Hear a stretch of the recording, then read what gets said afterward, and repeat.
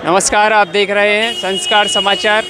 हमारे साथ हैं सागर के सांसद श्री राज बहादुर सिंह जी। हम बात करते हैं जरा। नमस्कार सर। बहुत नमस्ते जी, बहुत धन्यवाद। राजनाथ सर आए थे आज, तो क्या स्थिति है बीजेपी की मध्य प्रदेश में अभी?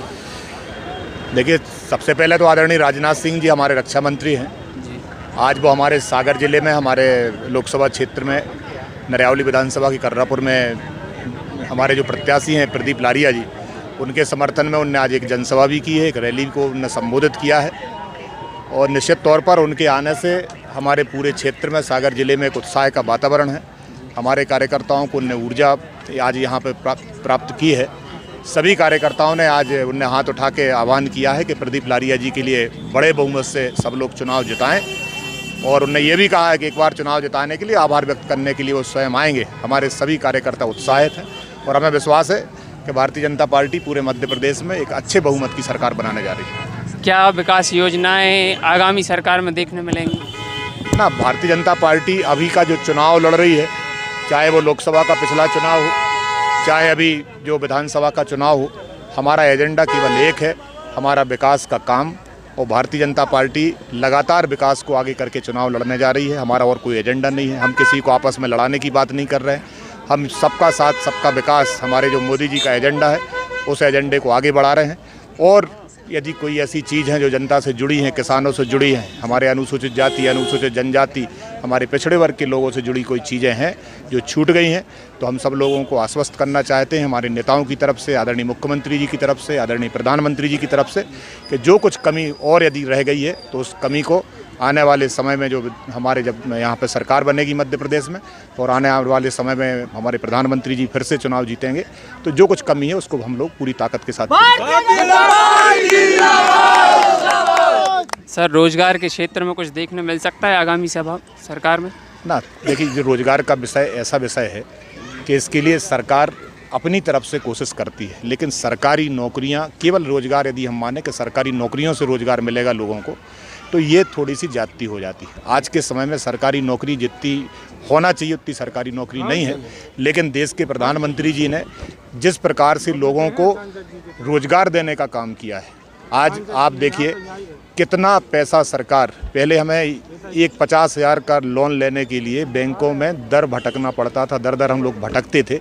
लेकिन आज प्रधानमंत्री जी ने ऐसी कई योजनाएं बना के दी हैं कि हमारा जो युवा साथी है, हमारा जो किसान है, यदि वो कुछ साइड में बिजनेस करना चाहता है तो उसको 0% ब्याज पे सरकार लोन भी दे रही है। और कई बड़े प्रोजेक्टों के लिए बड़ा लोन दे रही है। कोई गारंटी नहीं है। पहले तो सरकारें गारंटी मांगती थी, हमारे परिवारों के मकान गिरवी रख लिए जाते थे, ज़मीनें गिरवी रखी जाती थी।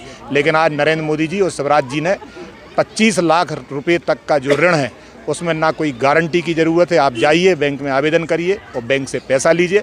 तो मेरा ऐसा मानना है कि सरकारी नौकरी के अलावा यदि हमारा युवा, हमारा किसान, हमारा और जो अन्य वर्ग के लोग हैं, सभी वर्गों के लोगों से मेरा आग्रह है कि आप अपने निजी संसाधन बनाइए, निजी काम आगे बढ़ाइए, तो निश्चित तौर पर हम आगे बढ़ेंगे। सरकारी नौकरियों के मामले में सरकारें निश्चित तौर पर अपना 100% करती हैं, लेकिन जिस प्रकार से हमारे देश की आबादी है, हर व्यक्ति के हाथ में सरकारी नौकरी हो ये संभव नहीं है। ये लोगों को भी समझना चाहिए। लेकिन दुर्भाग्य हमारे देश का ये है कि जैसे ही चुनाव आते हैं, वो चुनाव में हमारे जो विपक्ष के लोग हैं, वो विपक्ष के लोग हमारे युवाओं को, हमारे जो बेरोजगार साथी हैं, जो पढ़े लिखे लोग हैं, उनको आके बरगलाने का काम करते हैं और कहते हैं कि सरकारें रोजगार उपलब्ध नहीं करा रही हैं, नौकरी नहीं दे रही हैं।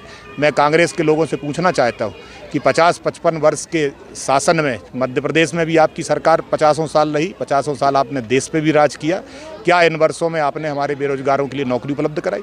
जब आप नौकरी उपलब्ध नहीं करा सकते हैं तो फिर दूसरी सरकारों पर आप कैसे आरोप लगा सकते हैं? इसलिए मैं आग्रह करता हूँ आपके चैनल के माध्यम से सभी युवा साथियों से कि आप जो नौकरी है उपलब्ध, उनको नौकरी के लिए आप आवेदन करिए। और जिन लोगों के लिए नौकरी में कमी महसूस हो रही है, आप अपना खुद का रोजगार लगाइए। कई अवसर आपके जीवन में हैं और सरकार इसके लिए आपको पर्याप्त मात्रा में 0% पे बिना किसी गारंटी के लोन सरकार उपलब्ध करा रही है। तो आप इस काम में आगे बढ़ेंगे तो निश्चित तौर पर मध्य प्रदेश का विकास होगा। बतौर सागर के सांसद आप नरियावली विधानसभा की जनता से क्या कहेंगे?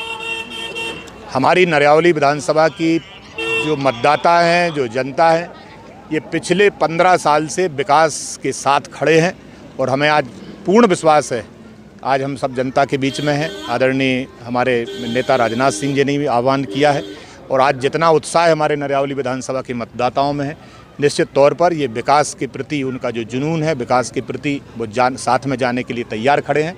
और हमें विश्वास है कि प्रदीप लारिया जी यहाँ से चौथी बार चौका लगाने वाले हैं और बड़े बहुमत से वो चुनाव जीत रहे हैं। पूरी जनता विकास के लिए उनके साथ खड़ी है। बहुत बहुत धन्यवाद।